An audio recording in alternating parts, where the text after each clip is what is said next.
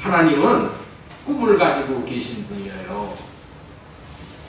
하나님의 꿈은 이런 거예요. 예수 그리스도를 우리의 신랑으로 삼고 우리에게 예수님은 신랑으로 장가들러 오시는,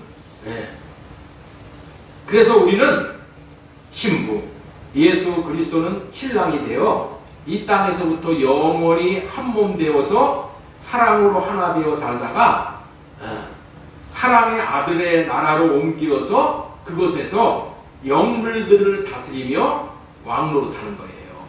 이게 하나님께서 우리를 향한 꿈이시오. 그래서 성경의 주제가 무엇이냐? 특별히 성경의 결론인 요한계시록의 주제는 신랑 되신 예수 그리스도가 신부인 우리에게 장가들로 전속력으로 지금 달려오신다는 것을 결론적으로 말씀하고 계시는 내용이에요. 이게 성경 전체의 주제야. 다시 말씀을 드려서 신랑 되신 예수 그리스도가 신부인 우리에게 장가들기 위해서 전속력으로 지금 달려오시고 있다는 거야.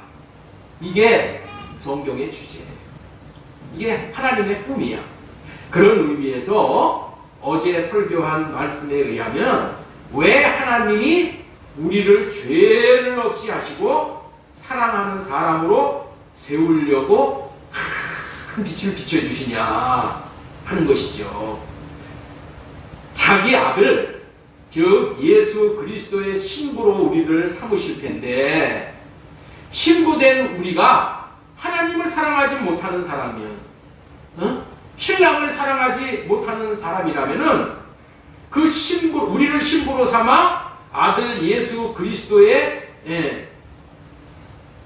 신부가 되게 해주셔서 두 분이, 신랑과 신부가 부부가 되게 해주신다면은 사랑하지 못하는 사람과 부부 생활을 하는 것이 행복할 수가 있겠어요?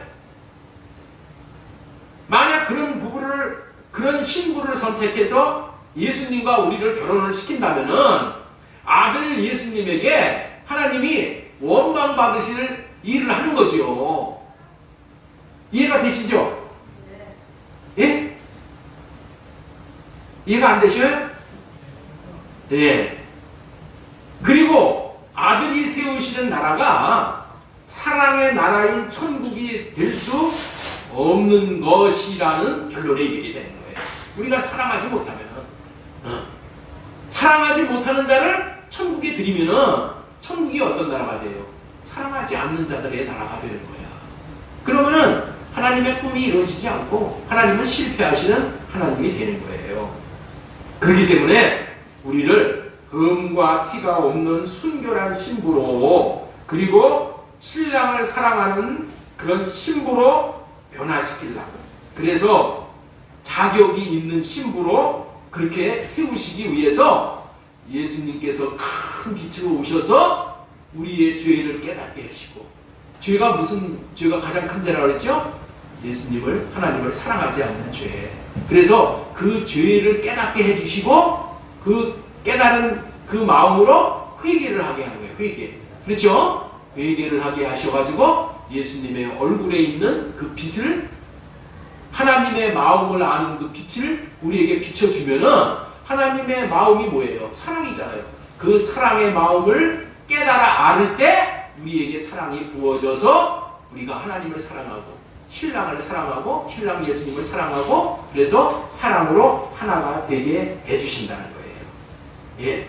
어제 설교 말씀대로 큰 빛으로 오신 예수 그리스도께서 사랑하지 못하는 죄를 드러내 주시어 회개함으로 할례하여 사랑 못하는 죄를 해결해 주시고, 예수님의 얼굴에 있는 하나님의 마음을 아는 빛을 비추어서 사랑할 수 있는 사람이 되게 해주시기 위해서 큰 빛으로 오셨다는 것을 명심하시고, 이제는 오직 그 사랑의 빛비침을 받기 위해서 주바라기의 삶을 40일을 작정하시는 줄로 믿습니다.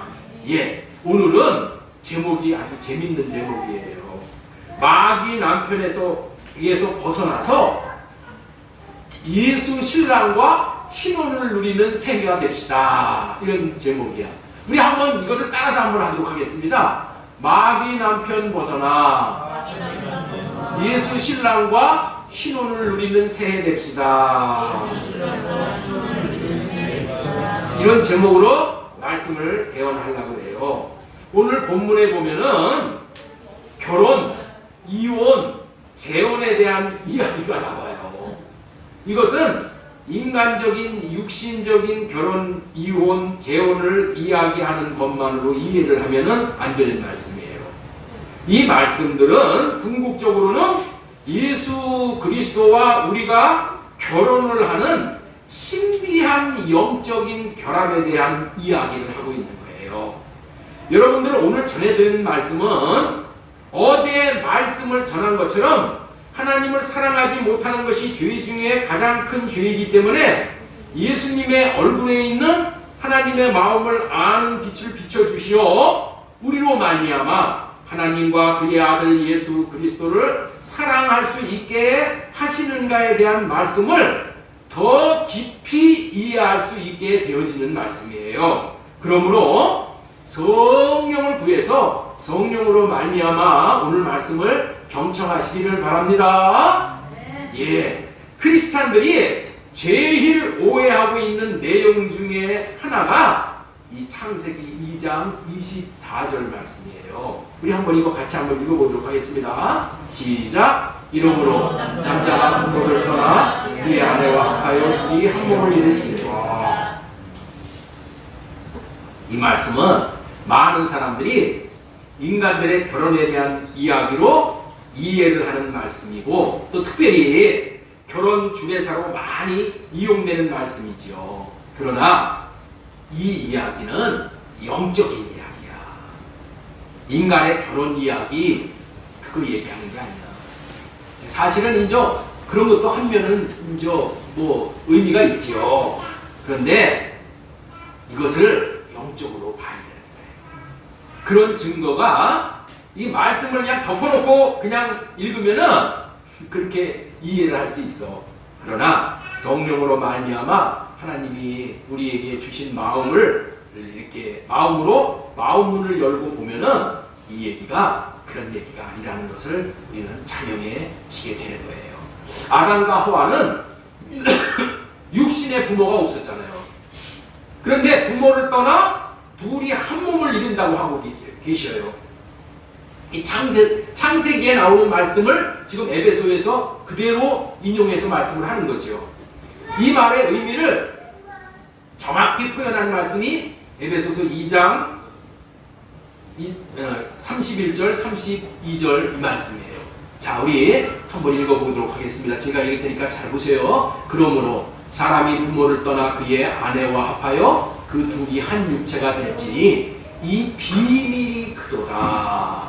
나는 그리스도와 교회에 대하여 말하노라. 네? 이 결혼 이야기인 줄 아는데 31절이 무슨 얘기예요? 이 비밀이라는 거예요. 이 비밀. 이게 무슨 얘기예요? 나는 그리스도와 교회에 대해서 말씀한다. 예수 그리스도와 우리 몸된 교회가 이 결혼하는 것을 이렇게 이 말로 이렇게 말씀을 하는 거예요. 네. 여러분들은 어떤 의미로 이 말씀을 이해하셔요? 인간들의 결혼 이야기로 이해하셔요? 민지사님, 인간들의 결혼 이야기로 이 말씀을 이해하셔요? 인간들의 결혼 이야기가 아니라 예수 그리스도와 몸된 교회인 우리와 한 육체가 된다는 거예요. 하나가 된다는 거예요. 혼인을 한다는 그런 말씀이에요. 결혼을 통해서 한 몸이 되는 거야. 그래서 여러분들 있죠? 한 몸은 하나가 되는 것을 말씀하고 있잖아요. 왜 결혼을 통해서 한 몸, 하나됨을 말씀하시는 걸까요? 혼인관계, 결혼관계가 아닌 것은 하나가 아니야. 예? 혼인을 통해서, 결혼을 통해서만 하나가 되는 거야. 이런 의미는 촌수 관계에서도 다 나타나 있잖아요. 이 형제들 간에는 뭐예요? 이촌. 그렇죠? 그 다음에 부자 관계는 뭐예요? 일촌. 부부 관계는 무촌이죠. 무촌이라는 얘기가 뭐예요? 하나 됐다는 얘기야. 그래서 결혼을 통해서 한 몸이라고 얘기해요. 한 몸, 하나야. 결혼을 하면은 하나가 되어져 서로의 것이 되어지는 거야. 서로의 것. 요한복음 17장 10절 보겠습니다. 내 것은 다 아버지의 것이요 아버지의 것은 내 것이온데 내가 그들로 말미암아 영광을 받았나이다. 아버지와 예수님이 이게 하나 관계야. 하나 관계. 결혼 관계. 하나 관계. 예수 그리스도와 결혼해서 하나가 되면은 온갖 좋은 일이 많아지게 되잖아요. 하늘의 신령한 복을 받게 돼. 하늘의 신령한 복이 뭐예요? 아주의 기령의 복이죠. 아주의 기령. 보이나? 아주의 기령의 복이 뭐냐? 예? 에베소서 1장에 보면은 아주의 기령이라고 이렇게 나와요. 아주의 기령은 뭐냐면은 하나님을 믿으면 아들이 되는 복. 그 다음에 죄 사함을 받는 복. 그 다음에 기업을 받아. 기업. 그 다음에 령, 성령으로 인침을 받는 거예요. 우리가 성령으로 인침받는 그런 세계가 되는 거예요. 그런데 이 복이 어떻게 해서 오는지를 여러분들 잘 깨달으면 좋죠. 하여튼 어떻든 간에 이 예수님과 결혼을 하면은 하늘의 신령한 복과 땅의 기름진 복을 받아요. 땅의 기름진 복은 뭐예요? 때를 따라 돕는 은혜를 받는 거예요. 땅의 기름진 복은 어떻게 돼요? 적재적소할 때 비가 내리는 거예요. 이른 비가 내리고 늦은 비가 내리고 필요할 때마다 하나님께서 우리에게 때를 따라서 복을 주시는 거예요. 이런 복을 받게 돼. 그런데 불행하게도 인간들은 마음은 원이로되 예수님과 결혼을 못하는 사이가 됐다는 거야. 여러분들 이걸 잘 알아야 돼. 예수님과 인간이 결혼을 하는 것이 하나님의 꿈이야. 그래서 하나가 되는 건데 결혼을 못하는 사이가 됐어. 무슨 사이가 됐다고 보이나? 결혼을 못하는 사이가 됐어. 예수님과. 왜 못할까요? 못하는 이유는 인간이 이미 죄를 짓는 순간에 사탄 마귀하고 결혼을 한 사이가 되어버렸어. 왜? 사탄 마귀와 결혼을 한 사이가 되어버렸다니까. 그러니까 이 모든 인간들은 지금 어떻게 돼요? 마귀하고 지금 결혼 생활을 하는 거야. 마귀 머리로 모시고 마귀가 주는 생각으로, 마귀가 주는 육신의 생각으로 지금 사는 거야. 그래서 이 세상에 있는 모든 사람들은 다 육신의 생각으로 사는 거예요. 이게 왜 그렇다고요? 마귀하고 결혼을 했기 때문에 그러는 거예요. 인간들의 남편은 누구라고요? 마귀, 사탄. 사탄과 결혼 생활을 하는 ing, 진행형이야, 진행형.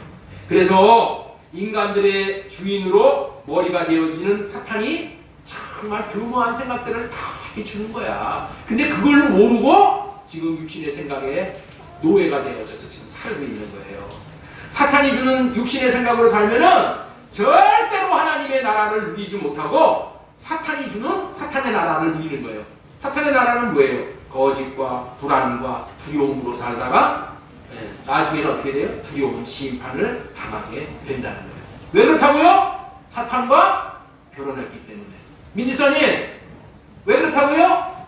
사탄과 결혼 관계에 있기 때문에 운명이 뭐예요? 사탄과 한 명이 됐기 때문에 운명이 사탄의 운명이 되는 거야. 사탄은 어디 가게 돼 있어요? 하나님께서 왜 지옥을 만들었어요? 사탄을 지옥에 보내려고 만들었어. 그런데 사탄과 한 몸이 되었기 때문에 같이 끌려서 사탄과 함께 도매금의 지옥 떨어지는 거예요. 자, 마가복음 10장 7절로 9절 보겠습니다. 이러므로 사람이 그 부모를 떠나서 그 둘이 한 몸이 될지니라. 이러한즉 이제 둘이 아니요 한 몸이니 그러므로 하나님이 짝지어 주신 것을 사람이 나누지 못할지니라 하시더라. 하나님께서 죄를 짓는 자들에게 사탄과 결혼이 되어지도록 법으로 정해졌어. 예? 법으로 정해졌어. 사탄과 결혼하게끔 법으로 정해진 거야. 그랬는데 중요한 것은 뭐냐? 사람이 나눌 수가 없는 거예요. 하나님이 정해주신 이 결혼 관계가 진행이 되면은 어떻게 돼요? 사람이 못 나눈 거야. 사람이 못 나눠. 누구하고의 관계를 못 나눠요? 결혼 관계. 사탄과 우리와 결혼을 한 이 관계를 사람이 나눌 수가 없다는 거예요. 사람이. 모든 인간은 지금 사탄과 결혼 중이야. 인간의 모든 비극이 뭐예요? 사탄과 이혼할 수가 없어. 나누어질 수가 없어. 결혼이라는 것이 여러분들 이렇게 무서운 거예요. 자, 요한일서 5장 19절 말씀 보겠습니다. 또 아는 것은 우리는 하나님께 속하고 온 세상은 악한 자 안에 처한 것이며. 악한 자 안에 처하는데 어떻게 처해졌냐? 결혼을 해가지고 그냥 한 몸으로 처해져 있는 거예요. 나눌 수가 없다니까. 절대. 예? 이게 비밀이야. 이게 절대 나눌 수가 없어. 여러분들 있죠? 이 땅에서 우리가 잘 되려고 아무리 바둥바둥 발버둥 쳐도 잘 될 수가 없는 거야. 왜? 사탄과 결혼이 되어 있기 때문에. 야고보서 1장 15절 욕심이 잉태한즉 죄를 낳고 죄가 장성한즉 사망을 낳느니라. 마귀가 주는 욕심으로 말미암아 우리가 죄를 지어서 이제 사망에 이르게 되었죠. 우리가 사탄과 이 혼인 중이라는 것을 분명히 알고 있어야 내 마음과 자손들의 마음에서 사탄이 주는 육신의 생각이 나오는 이유를 분명히 알 수 있게 되는 거예요. 자, 마가복음 7장 20절 보겠습니다.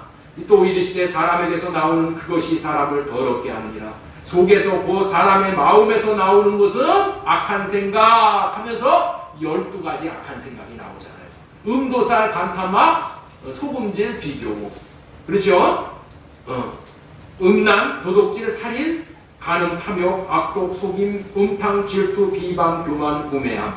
이 모든 것이 다 속에서 나와서 사람을 더럽게 하느니라. 신명기 7장 1절 네 하나님 여호와 앞에서 너를 인도하사 네가 가서 차지할 땅으로 들이시고 네 앞에서 여러 민족 차지할 땅이 이게 어느 땅이에요? 가나안 땅이에요. 가나안 땅. 이 가나안 땅에 우리가 차지해서 거기서 천국을 누려야 되는데 이미 그 가나안 땅에는 이 가나안 7족이 있어서 가나안 7족 헷족속, 기르가스 족속, 아모리 족속, 가나안 족속, 브리스 족속, 히위 족속, 여부스 족속. 이 족속이 있었다는 거야. 이게 뭐예요? 가나안 7족이 뭐예요? 마귀야, 마귀. 예? 이 가나안 7족이 있는 거예요. 그래서 이 사도 바울 자신도 자기를 공고한 사람, 사망의 몸이라고 했어요. 왜? 자기 마음 안에 이 가나안 7족이 귀신이 들어와 있어. 응? 왜? 결혼 관계가 됐기 때문에. 그 새끼들이, 사탄의 새끼가 귀신이야. 예? 사탄의 졸개가 귀신이잖아요. 그 일곱 귀신이 여기 안에 들어와 있는 거예요. 그래서 로마서 7장 23절에 보면 내 지체 속에서 한 다른 법이 내 마음의 법과 싸워 내 지체 속에 있는 죄의 법으로 나를 사로잡는 거다. 그래서 오라 나는 곤고한 사람이로다. 이 사망의 몸에서 누가 나를 건져낼까? 이렇게 말하는 거예요. 베드로와 같은 대사도도 예수님께서 내 뒤로 물러가라 이 사탄아, 내 뒤로 물러가라 이런 얘기를 하잖아요. 네? 사탄이 내 안에서 역사하는 거예요. 육신의 생각을 타고 들어왔습니다. 이런 것을 종합하면 우리는 순간순간 마귀가 생각을 주어서 자신의 종으로 삼고 있다는 것은 우리가 사탄의 종, 사탄의 아내라는 증거인 거예요. 우리는 자신을 꽤 괜찮은 사람이라고 보는데 이것은 영적 세계를 모르는 소치인 것이에요. 마귀는 보이지 않는 영물이기에 교묘히 숨어서 우리 자신을 넘어뜨리는 거예요. 그리고 우리 자신을 꼭두가시 노름을 시키는 거예요. 우리는 육신의 종이 되어서 사는 존재입니다. 다시 말해서 마귀 남편을 모시고 사는 것이 되었기에 자유를 누릴 수가 없는 거예요. 그렇기 때문에 여기서 벗어나야 하는데 벗어날래야 벗어날 수가 없는 거야. 예? 이게 저주의 운명이야. 법적으로 한번 결혼하면은 벗어날 수가 없는 관계라고 말씀했죠. 그렇죠? 하나님이 짝지어준 것을 사람이 나눌 수 없느니라. 죄 지은 사람에게 사탄과 이미 결혼한 걸로 이게 되어 있어. 이게 하나님의 법이야. 그래 나누지 못한다는 거야. 사람이 못 나눈다는 거야. 사람이 누구야? 나 자신이 못 나눈다는 거야. 나 자신. 그리고 누구도 이거를 나누어 줄 수 있는 사람이 없어. 사탄과의 관계를. 그래서 마가복음 10장 7절에서부터 9절 이 말씀이 여러분들 정말 영적인 말씀이에요. 다시 한번 보겠습니다. 이러므로 사람이 그 부모를 떠나서 그 둘이 한 몸이 될지니라. 이러한즉 이제 둘이 아니요 한 몸이. 그러므로 하나님이 짝지어 주신 것을 사람이 나누지 못할지니라 하시더라. 모든 인간은 지금 사탄과 혼인 중에 있어요. 세상 사람들은 인생이 고달프다고 말하죠. 왜 그런 줄 아세요? 마귀 남편 모시고 살기 때문에 그런 거예요. 마귀 남편이 보이지 않기 때문에 아닌 것 같지만은 사실이 그런 거예요. 사실이. 이제 벗어나야 되는데 벗어날 길이 있다 없다. 벗어날 길이 있다 없다. 있다 한번 손 들어보세요. 우리 민영기 집사님, 벗어날 길이 있어요 없어요? 사탄과 결혼 관계에서 하나된 관계를 벗어날 수 있어요 없어요? 있다고 생각하는 사람 손 들어보세요. 없다고 생각하는 사람 손 들어보세요. 이때까지 없다고 계속 얘기했잖아요. 그렇죠? 뭐 이렇게 순수하게 받아들이지 않으시나? 없다고 얘기했으면 없다라고 대답을 하셔야 맞잖아요. 그래야지 지가 설교를 진행을 하지. 박자를 맞춰주셔야지. 그렇죠? 방법은 없어. 없는데 있어. 있기 때문에 지금 설교를 하는 거예요. 여러분들 벗어날 길이 있는 거야. 벗어날 길을 누리게 하는 것이 이게 복음이야. 도저히 인간으로는 불가능해. 그런데 가능해. 하나님으로 말미암아. 자, 그래서 첫 번째 사탄과 이 결혼 관계의 저주에서 벗어날 수 있는 첫 번째 방법이 무엇인가? 여러분 중에도 이혼하고 싶은 사람이 있죠? 오늘 말씀을 잘 들으시면은 이혼할 수 있습니다. 이혼하는 비밀을 알려드리는 거야. 이혼하는 비밀을 알려드리니까 오늘 잘 됐다. 잘 들어가지고 오늘 남편하고 오늘 갈라서야지. 이런 얘기 아닙니다. 그럼 무슨 얘기예요? 사탄과 이혼하고 싶잖아요, 여러분들. 그 비밀을 알려드리겠다는 거야. 결혼의 저주에서 벗어나는 복음을 말씀해 드리겠다는 거예요. 결혼의 법에서 해방되는 방법. 이 자유하는 방법은 부부 중에 둘 중에 하나가 죽는 거야. 둘 중에 하나가 죽으면 어떻게 돼요? 이 저주의 법에서 해방돼요. 남자와 여자가 살다가 절대 이혼을 못해. 근데 어떻게 돼요? 한 사람이 죽으면 어떻게 돼요? 다른 사람이 장가갈 수 있는 거죠. 여기 있는 모든 사람들은 원래 사탄과 법적으로 결혼한 신분이야. 그래서 그 저주를 가져다 주는 저주에서 벗어날 수 있는 유일한 방법은 뭐예요? 사탄과 결혼한 법에서 벗어날 수 있어야 되는데 그 법이 뭐라고요? 내가 죽든가 사탄이 죽든가 둘 중에 하나가 죽으면 되는 거죠. 그렇죠? 예. 이 마가복음 10장 7절로부터 9절까지 말씀이 하나님이 짝지어 주신 것을 사람이 나누지 못할지니라 이렇게 했는데 죽으면은 나누어진다는 거야. 죽으면은. 이 말씀이 결혼의 법이야. 결혼의 법. 한 번 결혼하면 하나가 된 것이기 때문에 결단코 이혼이 안 되는 거야. 결혼은 원래 절대로 영원히 함께 가는 법이야. 결혼은 절대로 영원히 함께 가는 거야. 이게 하나님이 정해놓으신 법이에요. 살다가 보면은 원수 같은 남편인 줄 모르고 결혼한 것을 후회한다 하더라도 도리가 없는 거야. 그냥 그대로 살아야 되는 거야. 끝까지 원수 같은 꼴을 보면서 같이 살아야 하는 거야. 이 저주지요. 그래서 결혼이 중요한 거예요. 어떤 남편이냐에 따라서 달려지지만은 남편과 아내를 영원히 하나 되도록 묶어주는 풀래야 풀 수 없는 저수스러운 법이 되지만은 남편을 잘 만나게 되면은 오히려 이것이 복이 되는 거야. 한 번 남편을 잘 만났는데 너무 좋아. 하나님이 영원히 함께 해주시는 거야. 이거는 이혼이 안 돼. 여러분들 있죠? 예수님과 우리와의 결혼의 법이 이렇다는 거야. 우리가 좋은 신랑을 만나서 결혼하면 어떻게 돼요? 영원히 행복한 거야. 누구도 못 나눠. 그런데 잘못된 결혼은 어떻게 돼요? 이 법에서 벗어날 수가 없어서 후회하고 후회하도 소용이 없는 거예요. 그런데 뭐예요? 쌍방 중에 하나가 죽으면 되는 거야. 그렇죠? 죽어야 벗어나는 거야. 죽어야 벗어나는 거야. 그래서 두 번째로 전해드린 건 남편이 죽든지 아내인 내가 죽든지 둘 중에 하나가 죽음으로 이 결혼의 법 이혼할 수가 있는 거예요. 결혼의 법에서 벗어나서 이혼을 하고 다른 남자에게 내가 시집갈 수 있게 돼요. 그런데 문제는 뭐냐? 마귀 남편이 죽으면 좋은데, 마귀 남편이 죽으면 얼마나 좋아요? 내가 얼른 다른 데 시집갈 수 있는데. 그런데 문제는 뭐냐? 마귀 남편은 절대 안 죽어. 왜 그래요? 마귀는 영이기 때문에 죽는 일이 없어. 죽으려면 누가 죽어야 돼요? 아내인 내가 죽어야 한다는 거야. 내가 죽으면 이혼할 수가 있어. 그런데 죽고 나서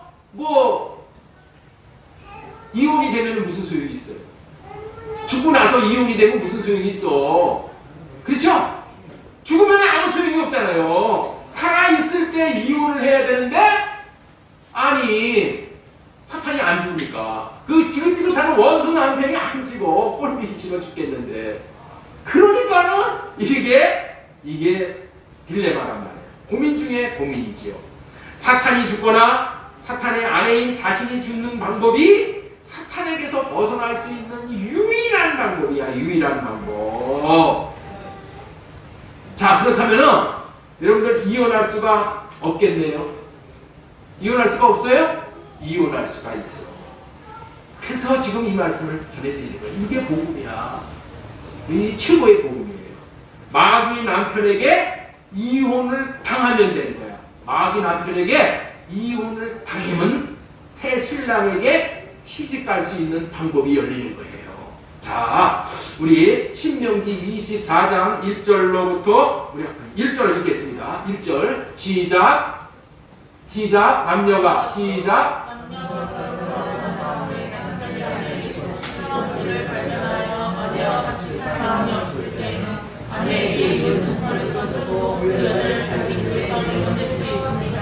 예, 이 말씀이 기가 막힌 말씀이에요. 남녀가 결혼을 하고 나서 수치스러운 일이 드러나면은 이혼 사유가 되는 거야. 이혼 사유. 법에 그렇게 돼 있어. 아내가 다른 남자와 음행을 하면은, 아내인 내가 음행을 하는 거야. 음행죄를 저질러. 마귀가 더 이상 살 수가 없으므로, 마귀가 어떻게 된다고요? 나를 쫓아내는 거야. 그러면 이혼 사유가 돼서 이혼했다라는 증서, 그게 뭐예요? 이혼 증서야. 이혼 증서를 받으면 되는 거야. 이혼 증서를 받아가지고 내가 다른 남편한테 시집을 가면은 어떻게 돼요? 남편이 나를 받아준다는 거야. 이 말씀이 놀라운 영적인 이혼의 비밀인 거예요. 마귀의 아내인 내가 음행을 하다가 들키면 마귀가 이 여자가 더러운 여자이구만 하고 마귀가 음행을 한 아내인 나를 쫓아내게 된다는 거예요. 그래서 마귀와 이혼하고 싶은 사람은 마귀가 볼 때에 자기가 음란한 짓을 한 것을 마귀에게 들켜야 하는 거야. 그래야지 마귀에게 이혼을 당하는 거야. 마귀에게 음란한 짓 한 것이 들통이 나게. 다시 말해서 수치스러운 일을 한 것을 드러내야 된다는 거야. 자, 우리 1절 다시 한번 보겠습니다. 이 말씀 잘 보세요. 남녀가 결혼을 하고 난 다음에 남편이 아내에게서 수치스러운 일을 발견하여 마귀 남편이 아내인 나에게서 내 수치가 드러나면은 그걸 발견을 하면은 아내와 같이 살 수 없기 때문에 아내에게 이혼 증서를 써줘서 마귀 남편이 나를 내보낸다는 거야. 내 음행이 드러나서 쫓겨날 때에 마귀는 이혼 증서를 써주는 거예요. 그래서 이혼 증서를 받아내야 합법적으로 다른 남편에게 시집을 갈 수 있다는 거예요. 자, 이해가 어렵더라도 자꾸만 이게 머리 풀리지 마시고 마음으로 내려와서 계속 따라오세요. 따라오시면 이해가 돼. 우리는 마귀 남편에게서 내 음행의 수치가 드러나서 이혼 증서를 받아가지고 가야만 예수 남편이 합법적으로 나를 신부로 받아주는 거야. 그래서 예수 남편에게 시집가서 우리의 팔자가 고쳐지는 거야. 예, 그러면은 세 번째로 마귀 남편에게 내 음행이 들키는 거, 내 음행을 드러내는 비결이 뭐냐는 거야. 예, 자기가 이 아내가 죄를 지은 것을 드러내는 거야. 자기의 죄를 드러내는 것은 수치스러운 일인 것이지만 이것을 자기의 음행한 죄로 드러내는 것이야. 드러내는 것. 모든 죄는 다 하나님 앞에 간음죄가 되는 거예요.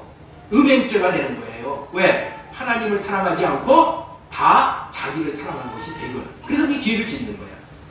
하나님보다도 더 사랑하는 것은 다 음행죄예요. 하나님보다도 하나님이 주신 것들을 더 사랑하는 것은 모두가 다 우상숭배가 되는 것이기 때문에 이 죄를 드러내면은 내가 우상숭배했습니다. 내가 간음했습니다. 이것을 모든 사람 앞에 드러내면은 내가 어떻게 돼요?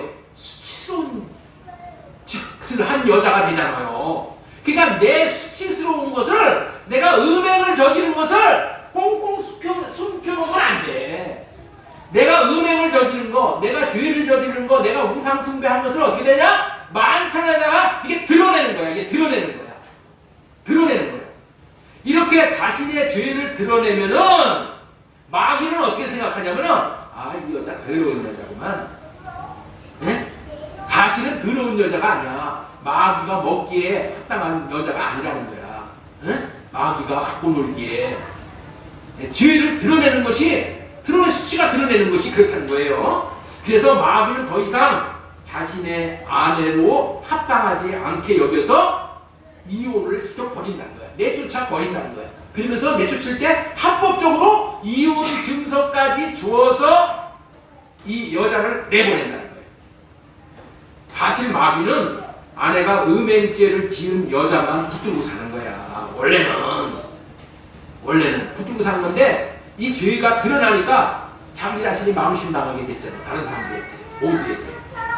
그런데 내가 이런 더러운 음행을 한 여자라고 자신을 들추어내면은, 다시 말해서 회개하면을 얘기하는 거예요. 지금 예수님이 큰 빛을 비춰주어서 자신이 죄를 지은 것이라는 것을 깨닫고 내가 하나님 앞에 이런 죄를 지었습니다 라고 고백을 하는 것이, 회개를 하는 것이 수치스러운 일을 드러내는 거야. 회개가 뭐예요? 내가 잘못했습니다. 내가 이런 죄를 지고 이런 죄를 지고 이런 죄를 지고, 그 수치를 드러내는 거죠. 이 수치를 드러내는 것을 이 마귀는 창피스럽게 생각한다는 거예요. 그래서 이혼 증서를 써준다는 거예요. 그러면 마귀는 그 여자가 오히려 깨끗해짐으로 마귀가 이 여자가 살 수 없게 되는 것을 자각하고 이혼 증서를 사실은 써주는 건데, 표현을 이렇게 한 거야. 표현을 이렇게 더러운 여자다, 이렇게 마귀 입장에서 그렇게 보면서 이혼 증서를 써주는 거야. 마귀는 더 이상 이 여자를 자기의 아내로 잡아놓을 마음이 사라져 정리비가 떨어져. 이 여자를 보면은. 그래서 어떻게 된다? 쫓아내는 거야. 이 말은 다른 말로 하면은 아내 자신의 수치스러운 죄를 드러내면은 마귀가 가장 정리비가 떨어지는 것이라는 거예요. 네? 마귀가 살 맛이 없어진다는 거야. 이렇게 자기 자신의 죄를 비록 수치스럽지만은 드러내게 되면은 마귀로부터 이혼을 당하게 되어 마귀로부터 이혼 증서를 받아 들고 마귀로부터 자유로운 몸이 되어져서 이제 그 이혼 증서를 가지고 예수 남편한테 가면은 예수가 마귀하고 이제 해결받구나 하고 예수님이 아내로 받아주는 거야. 예수님과 결혼을 하게 되는 거예요. 그렇기 때문에 회개가 이렇게 중요한 거야. 회개를 통해서 수치가, 음행이 드러나기 때문에 그런 거예요. 어저께 그런 말씀 전해드렸잖아요. 예수님이 큰 빛을 비춰주실 때 자기 잘못을 인정하고 수치를 드러내는 회개를 할 때 하나님의 나라가 내가 임한다 그랬죠. 예, 이것이 뭐예요? 수치를 드러내는 것은 여자가 죽는 것이 되어져서 마귀와의 결혼관계가 깨지게 되어 파혼이 되어 마귀에게서 이혼 증서를 받아 다른 신랑 예수에게 시집가는 유일한 길이야. 유일한 길. 자, 마태복음 5장 31절 32절 다시 한번 보겠습니다. 누구든지 아내를 버리려고 하는 사람은 그에게 이혼 증서를 써주어라 하고 말하였다.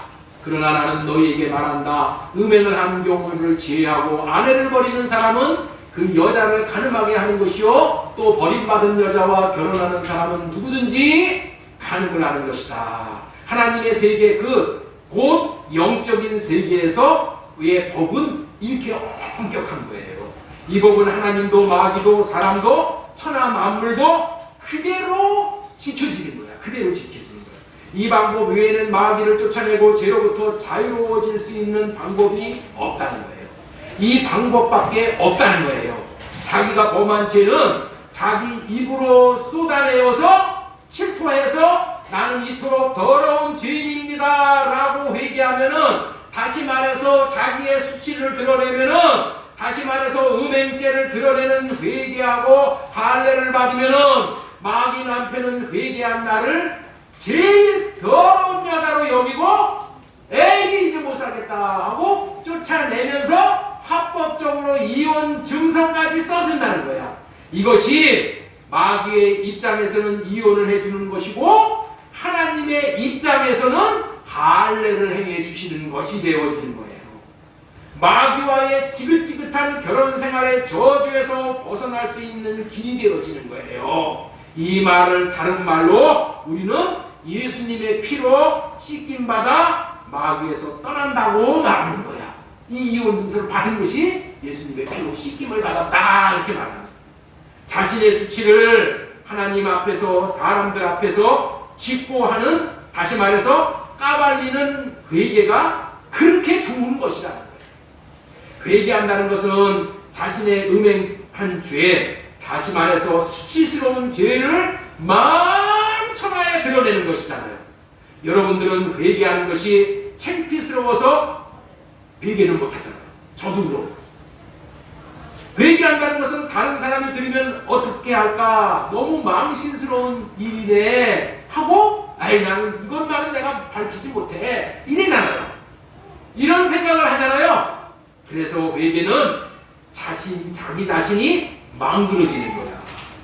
자기 자신이 이제 사망당하는 거야. 이것을 감내하고 하나님 앞과 사람 앞에서 자신이 죽는다는 의미를 나타내는 거예요.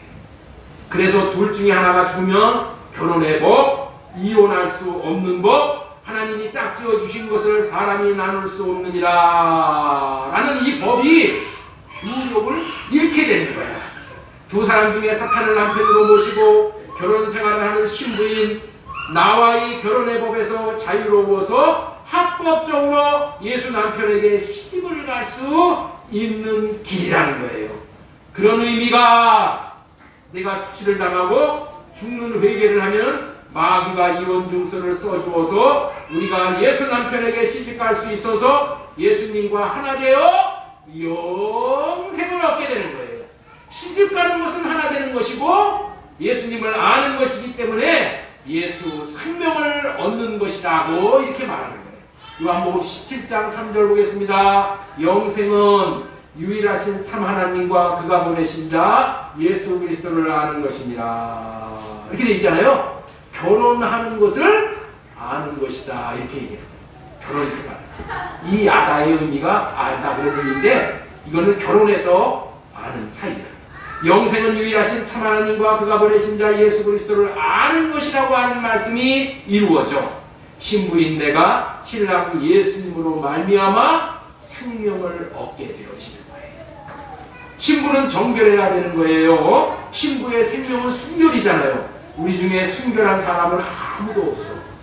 음행을 범하고 사는 것을 까발리어 자신의 음행을 만천하에 드러나게 하는 회개를 한다면은, 회개한다는 것은 신부로서 수치스러움에 신부의 생명을 잃어버리고 죽는 것이 되는 것이잖아요. 사탄이 가장 싫어하는 것이 되어서 사탄이 너와 같은 죽은 신부를 나는 더 이상 데리고 살 수 없다고 이혼 증서를 써주는 것이 된다는 말씀이라고 말씀드렸죠. 지금 계속해서 똑같은 얘기를 지금 반복하는 거예요. 똑같은 얘기를. 다시 말해서 회개하면은 내가 죽는 것이 되는 것이에요. 회개하는 것은 내가 죽는 거예요. 회개하는 것은 뭐예요? 세례 받는 거예요. 회개하는 것은 뭐예요? 할례 받는 거예요. 자신의 남편이 사탄이 죽지 않더라도 사탄과 이혼의 길이 열려 있는 거예요. 두 사람 중에 하나가 죽지 않으면 결혼의 법에 지배를 받아 결코 다른 남자에게 시집갈 수 없다는 법이 효력을 잃게 돼요. 예수 신랑에게 시집갈 수 있게 되어지는 거예요. 영원히 결별할 수 없는 사탄과의 결혼관계를 무력화시킬 수 있는 유일한 길이 회개이고 할례 받는 것이라는 거예요. 할례 받을 때에 사탄으로부터 이혼 증서를 받는 것이야. 네? 이게 뭐라고요? 이게 할례의 의미야. 성령님으로부터는 정결하다, 순결하다라고 성령 세례를 받는 거예요. 그러니까 할례 받는다, 성령 세례를 받는다, 내가 십자가에 못 박혀 죽는다, 다 똑같은 얘기야. 다 죽음으로써 내 인생이 끝나는 거야. 내 육신의 생명이 끝나는 거예요. 그래야지 예수 남편이 오셔서 나와 결혼을 할 수 있는 거예요. 이런 과정을 거친 자만이 사탄에게서 벗어난 정결한 신부로서 예수 그리스도에게 시집갈 수가 있는 거예요.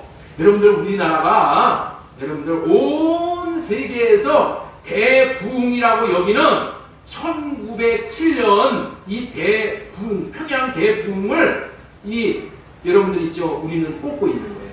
이게 평양 장대현 교회의 부흥에서부터 시작됐어. 예, 이 평양 장대현 교회에서 부흥회를 하는데 이 외국인 선교사가 와서 설교를 하는데 이 설교를 듣는 중에 거기 길선주 장로님이 계셨어. 길선주 장로님. 나중에 이제 목사님이 되셨어. 이 길선주 장로님이 여러 회중 앞에 와서 자기의 죄를 까발리는 거야. 어떻게 까발렸냐면은 자기 친구가 죽을 때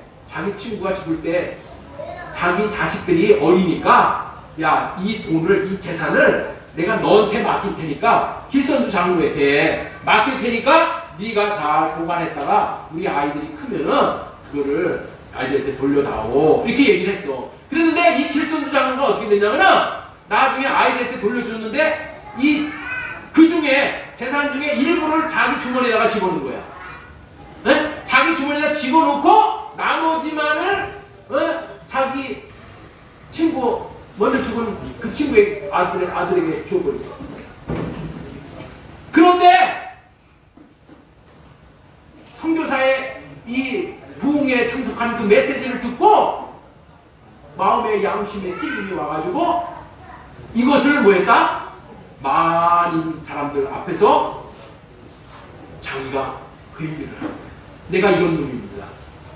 여러분, 장로가 이런 얘기를 어떻게 할 수 있어요? 교회의 대표가 장로잖아요. 자신의 명예가 땅에 떨어지는 거죠. 자신이 죽는 것이잖아요. 자기의 장로 생명이 죽는 것을 감안하고 이런 수치스러운 이런 고백을 만천하에 했다는 거예요.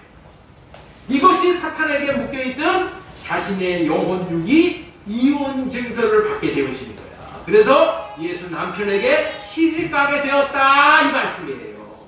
이 고백이 회개의 역사를 불러일으켜가지고 평양 대부흥의 이 내적인 동인이 됐다는 거예요. 원동력이 되었다는 거예요. 길선주 장로님의 회개에 의해서 회개로 말미암아서 이 회개운동이 일어났는데 청일전쟁 당시에 자기 아이를 죽였던 한 여인이 내가 내 아이를 죽였습니다 하고 자기 살인죄를 고백을 했다는 거예요.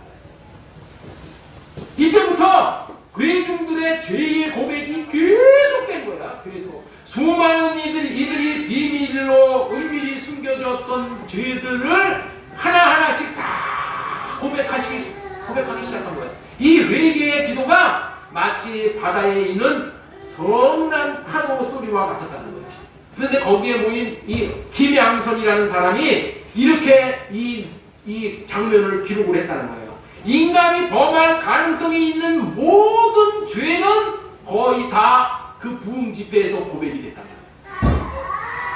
사람의 체면은 이제 다 잃어버리고 오직 이때까지 자기들이 배반했던 예수님을 향하여서 주여 나를 버리지 마옵소서, 주여 나를 불쌍히 여기시옵소서, 나를 버리지 마시옵소서 라고 울부짖을 뿐이었다는 거예요. 국법에 의해서 처벌을 받든 안 받든, 여러분들 자기가 이제 죄를 고백을 하면은 이제 국법에서 이제 처벌을 받을 수도 있잖아요. 저는 저렇게 살인자였었구만, 누구를 죽인 놈이었었구만, 이게 다 알게 되잖아요. 그런 거 불문하고 다 고백을 했다는 거야. 다 고백을 했다는 거야. 벌을 받건 안 받건 죽임을 당하든 그게 문제가 아니었다는 거야. 오직 하나님으로의 용서를 받는 것만이 그들의 유일한 소원이었다는 거야. 그레함이라는 그러한 이 보고서는 이런 보고서를 했다는 거예요. 어제 있었던 집회는 내가 경험하지 못한 어떤 말로도 형용할 수가 없고 표현할 수가 없는 집회였습니다. 여기 선교사가 미국으로 이제 그 장면을 이렇게 우선으로 이렇게 보낸 거예요. 우리는 매우 놀라운 은혜를 경험하고 있습니다. 장대교회에 모인 지난밤 집회는 세계의 실제적인 성령의 능력과 임재의 모임이었습니다. 성령이 임하는 것은 뭐예요? 예수 남편이 임하는 거예요. 네? 우리와 결혼하기 위해서. 어떻게 해서 그렇게 됐다고요? 회개할 때. 우리는 웨일스. 여러분들 있죠? 세계적인 대부흥을 얘기할 때 웨일스 대부흥, 영국의 웨일스 대부흥, 인도에서 일어난 대부흥, LA 아주사 대부흥, 그런 대부흥을 꼭 보거든요. 이런 대부흥이 일어나면은 마을 전체가, 도시 전체가 다 하나님 앞에 돌아오는 역사가 일어나요. 그래서 우리는 대부흥을 꿈꿔야 되는 거예요. 이 대부흥이 우리를 살리는 거예요. 우리를 이 생명을 받게 되는 거예요. 대부흥의 회개는 눈물을 흘리며 죄를 고백하는 것으로 끝나는 게 아니라 남에게 손해를 끼친 사람들은 그 손해를 끼친 사람들의 집을 찾아다니면서 상처를 준 사람들에게는 사과하고 과거에 남이 재물이나 돈을 훔친 사람들은 그것을 다 갚아주었다는 거예요. 비단 교인들께 뿐만이 아니라 불신자에게도 그렇게 하였다는 거예요. 18세기, 19세기 영국, 미국의 부흥 역사에서 나타난 것처럼 죄에 대한 회개가 부흥의 가장 큰 원동력이 됩니다. 회개 없이는, 여러분들 있죠? 회개 없이는 마귀의 사슬을 우리가 끊을 수가 없어. 마귀에게로부터 수치를 드러내는 것이 안 되기 때문에 마귀가 이혼을 안 해준다니까. 그래서 이게 회개가 이렇게 죽은 거야.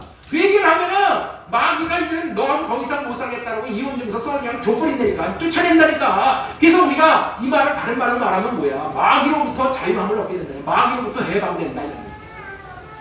우리 안에 이 저주는 마귀가 준 거예요. 마귀가 우리의 몸을 저주의 사상을 끊고 있어요. 절대 인간의 힘으로는 이것을 못 풀어. 끊을 수가 없어. 어떻게 풀 수 있어요? 회개만을 통해서 이것이 풀려진다. 예수 남편에게 시집가는 성령의 역사를 말씀하고 있다는 거예요. 이 말과 같은 의미를 레위기 13장에서는 이렇게 말씀을 하고 있어요. 레위기 13장 12절서부터 보겠습니다. 자, 이 말씀을 잘 보겠습니다. 제사장이 보기에 나병이 그 피부에 크게 발생하였으되 그 환자의 머리부터 발끝까지 퍼졌으면, 나병이 발생을 했는데 그 피부에 크게 발생을 했다는 거예요. 그리고 나서 전신에 다 퍼졌다는 거예요. 이 말씀은 죄사함을 받아 정결한 신부가 될 수 있는 순결에 이르는 놀라운 비밀을 말씀하시는 내용이에요.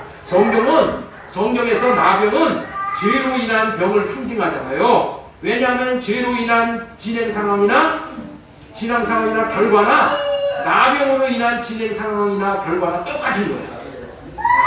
이 나병죄를 알리면은 통증을 못 느껴. 손가락이 뚝뚝 귀가 또 뚫어놔도 통증을 못 느껴. 우리가 죄를 지면은 우리가 죄에 대한 통증을 못 느끼고 사는 거하고 똑같은 거예요. 나병에 걸리면 얼마나 이게 무서워요. 그런데 이 죄의 병을 가리킬 때 나병 환자로 표현을 하는 거예요. 자, 레위기 13장 12절에 보면은 나병 환자가 문둥병이 온몸에 퍼졌으면은 나병 환자로서는 참으로 수치스러운 일이잖아요. 네? 온몸에 퍼졌으니까 다 드러나잖아. 수치가 드러나버린 거야. 수치가 드러나버린 거야. 피부병이 점점 확대되어 가면은 고통스럽고 걱정이 되고 죽음이 임박한 것이 되잖아요. 온몸에 나병이 발견이 됐으니까.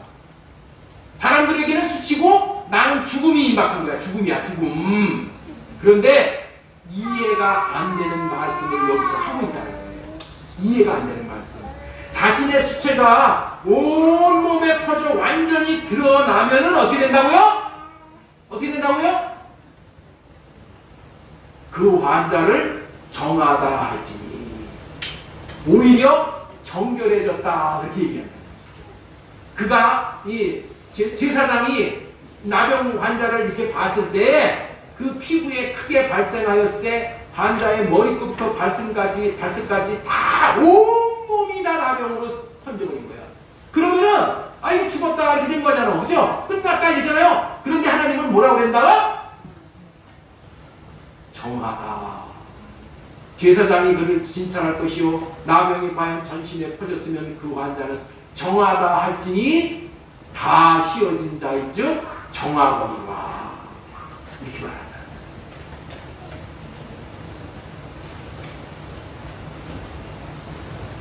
자신의 수치가 온몸에 퍼져 온전히 드러나면은 정결하게 되었다. 정결하게 되었음을 제사장에게 가서 보이라고 합니다. 수치가 완전히 드러나면은 온전히 정하게 되었다. 수치가 드러나는 회개가 없으면은 절대로 깨끗해질 수 없다. 하나님이 나를 정하다라고 말씀하십니다. 시편 32편 1절 허물의 사함을 받고 자신의 죄가 가려진 자는 복이 있도다. 어떻게 돼서 그래요? 내가 수치를 드러내서 회개함으로 인해서 내가 죽음으로 인해서 정하다. 사함을 받았다. 여러분들 있죠? 예수님이 십자가에서 아무리 죽으시고 죄의 문제를 다 해결했다 놓으셨다고 하더라도 내가 회개하지 않으면은 그거와 나와는 상관이 이 회개가 이렇게 중요한 거예요. 내가 회개할 때 예수님이 나에게 이루어 놓으신 모든 그 복이 내게 유효하게 되는 거예요. 오늘 드린 말씀들을 통하여서 수치를 드러내게 하는 회개를 통한 할례를 받는 것이 얼마나 중요한 것인지를 알게 되었을 줄로 믿습니다. 신앙생활은 종교생활이 아닌 거예요. 도덕적으로 착하고 의롭게 살라고 하는 것이 아니다. 그렇게 갖고 도덕적으로 내 노력으로는 그렇게 될 수가 없어. 내 안에 있는 귀신과 이혼을 하여 완전히 쫓아내고 내 마음에 예수님과 재혼을 해서 영이신 성령님과 예수님과 하나님 삼위 하나님을 모시고 한 몸 되어져서 사는 거예요. 하나님과 결혼해서 하나가 되어져서 사는 거예요. 이것이 구원이고 이것이 영생인 거예요. 영생은 하나님과 하나 되어지는 것입니다. 요한복음 17장 3절 영생은 곧 유일하신 참 하나님과 그가 보내신 자 예수 그리스도를 아는 것입니다. 아는 것은 뭐라고요? 결혼해서 부부생활에서 하나 되는 거죠. 요한복음 17장 여러분들 자 우리 10절 한번 보겠습니다. 10절 마지막 내 것은 다 아버지의 것이요 아버지의 것은 내 것이온데 내가 그들로 말미암아 영광을 받는 거예요. 이게 하나 되는 거예요. 예수님은 하나님과 하나 되는 거예요. 우리는 예수님과 하나 되는 거예요. 올해가 가기 전에 큰 빛으로 오신 예수님의 빛을 비춤 받음으로 말미암아 자신 안의 죄가 무엇인지를 우리 주님께서 깨닫게 해주실 때마다 자신의 수치를 드러내는 거예요. 여러분들 있죠? 예수님이 내 마음에 감동을 주시오. 그래서 이 죄가 생각나고 저 죄가 생각나게 해주시오. 그럴 때 어떻게 돼요? 맞습니다, 주님. 내가 이런 죄를 저질렀습니다 하고 그 수치를 만천하에 드러내는 거예요. 드러내서 자백하고 회개하고 그리고 하나님 앞에 할례를 받아야 돼요. 그게 이혼 증서 받는 거예요. 그러면은 새 신랑과 우리가 혼인하게 되는 거예요. 그분의 이름, 그분의 마음, 그분의 생명을 받고 생명의 역사를 나타나면서 살아갈 수 있는 한 해가 될 수 있기를 바랍니다. 이 해가 가기 전에 우리는 회개하고 넘어가야 돼. 우리가 이 땅에서 마무리 지어야 될 것이 뭐냐? 이 2021년도에 마무리 지어야 될 건 뭐냐? 우리가 하나님 앞에 하나님의 그 큰 이 예수 그리스도로 말미암은 그 빛을 나에게 비춰 주시옵소서. 그래서 내 죄가 깨닫게 해주세요. 내 죄가 기억나게 해주세요. 그러면 여러분들이 이제 반드시 주님께서 여러분들이 1년 동안 아니 이전에 이 하나님 앞에 이 불충한 죄들을 다 생각나게 해주시오. 그때마다 이걸 드러내서 회개하는 거예요. 그게 하나를 마무리 짓는 거예요. 이게 살려야 돼, 이게. 여러분, 회개하지 않은 죄는 용서 못 받아. 회개할 때마다 용서가 마음이 있다니까. 그러니까 주음들은 백날 무슨 뭐 1,000배, 3,000배, 10,000배를 해도 자기 죄 문제 해결 못해. 그러나 우리는 뭐예요? 하나님께서 생명의 빛으로 비춰주셔서 내가 죄가 생각날 때마다 회개만 하면은 어떻게 돼요? 싹 다 정결하게 해주십니다. 정결하게. 회개만 하면. 이게 회개가 이렇게 중요한 거예요. 그래서 생명 없는 회개를 하는 저와 여러분들 되어졌으면 좋겠어요. 우리 말씀 한번 보도록 하겠습니다. 우리 호세아서 6장 3절 먼저 보겠습니다. 맨 마지막에 보면 그러므로 우리가 여호와를 알자. 힘써 여호와를 알자. 그의 나타나시는 새벽빛같이 어김없이 나타나요. 비와 같이 땅을 적시는 늦은 비와 같이 우리에게 임하시니라. 우리가 회개할 때 주님을 알게 되는 거예요. 왜? 회개하면 주님이 오셔서 나와 결혼해 주시니까. 그래서 하나님을 알게 되는 거예요. 자, 사도행전 11장 16절 보겠습니다. 마지막으로 우리 18절만 보겠습니다. 그들이 이 말을 듣고 잠잠하여 하나님께 영광을 돌려 이르되 그러면 하나님께서 이방인에게도 생명 얻는 회개를 주셨도다. 회개를 통해서 하나님의 생명을 받는 거예요. 회개를 통해서 우리가 뭐예요? 마귀로부터 이혼 증서 받아가지고 예수 남편한테 달려가서 시집가서 하나 되어져서 결혼해서 하나 되어져서 예수님의 생명을 내가 받게 됩니다. 하나 되니까 그 생명 자체가 되는 거예요. 아는 것, 하나 되는 것, 한 몸 되는 것. 부부가 한 몸 되어질 때 마음 안에서 주시는 주님의 음성을 마음으로 받을 때만이 한 번도 가보지 않은 2025년도의 길을 성공적으로 달려가게 될 줄로 믿습니다. 예, 이런 복된 삶이 아무런 대가 없이 그냥 거저오는 게 아니야. 우리는 내 죄를 해결하기 위해서 내가 해결하려고 할 필요가 없어. 그냥 깨우쳐 주실 때마다 회개하는 거예요.